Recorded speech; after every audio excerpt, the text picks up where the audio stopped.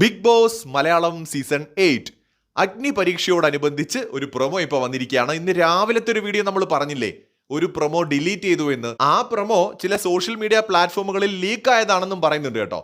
എന്തായാലും ആ പ്രൊമോയാണ് ഇപ്പോൾ ഒഫീഷ്യലായിട്ട് യൂട്യൂബ് ചാനലിൽ വന്നിരിക്കുന്നത്. അതിനകത്ത് കുറെ കാര്യങ്ങൾ കാണാൻ പറ്റുന്നുണ്ട്.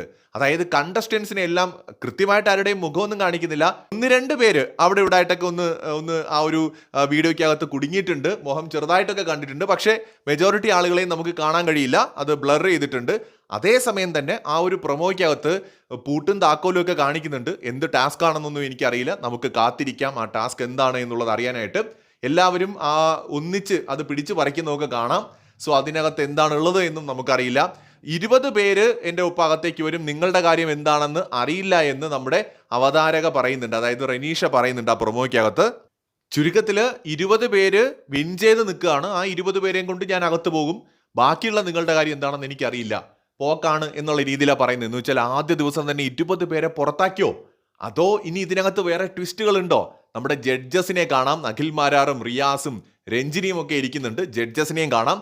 സോ പൂട്ടും താക്കോലും തുറക്കുന്ന ഒരു പരിപാടിയാണെന്ന് തോന്നുന്നു കേട്ടോ ആ ടാസ്ക്. സംഗതി എന്തായാലും കൊള്ളാം. കൂടുതൽ പ്രൊമോകൾ എക്സ്പെക്ട് ചെയ്യുന്നുണ്ട്. കൂടുതൽ അപ്ഡേറ്റുകളുമായി വീണ്ടും വരാം.